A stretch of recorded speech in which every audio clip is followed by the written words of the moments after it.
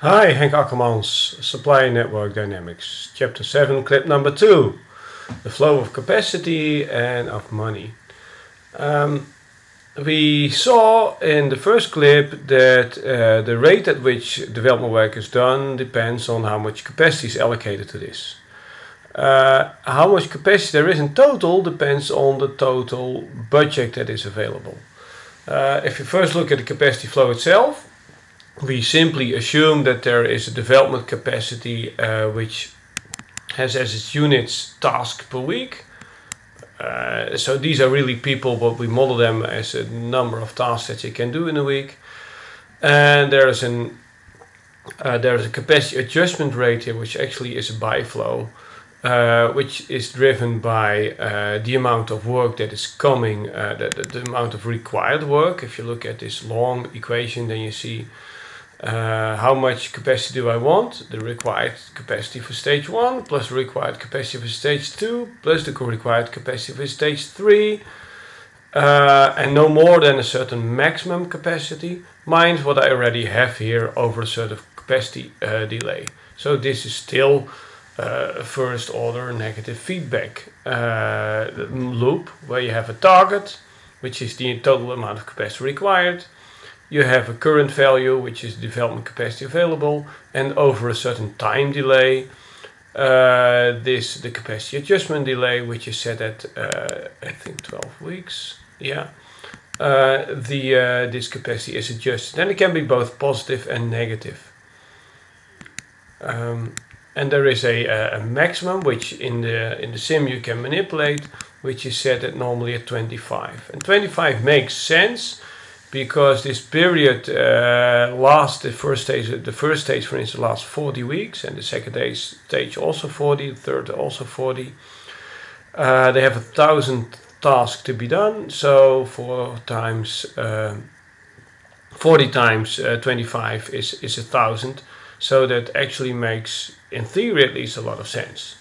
But you can play with what happens if you increase its capacity. On the outflow side, there is a problem of budget, because as the budget becomes more tight, the capacity can also be reduced. How can it be reduced? Well, times a certain budget pressure effect, I'll see that in a minute, over a certain capacity adjustment delay. And both flows are active and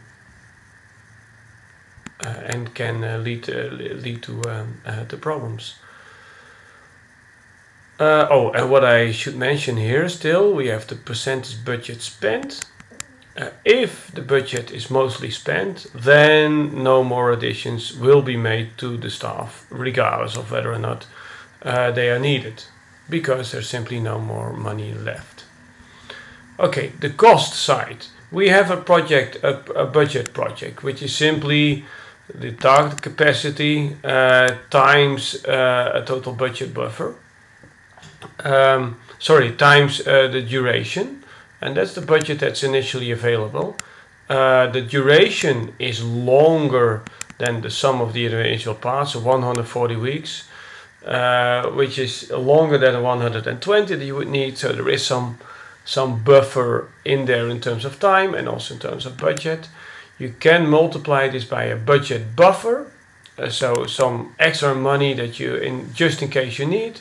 You see standard that's set at 0, but if you make this a certain percentage of the total, then at least you've got some spare cash if you really need it. The base case it's set at 0.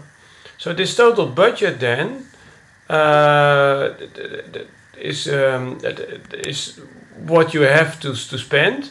How quickly you spend it depends on the capacity that you have available here times the capacity unit cost. And those cumulative project costs are set off against the total budget. And there you've got your percentage of budget spent. And as that percentage of budget spent becomes bigger and bigger, and the percentage of time left becomes smaller and smaller, we get a budget pressure effect here, which is getting higher and higher as there is more and more money spent basically on this.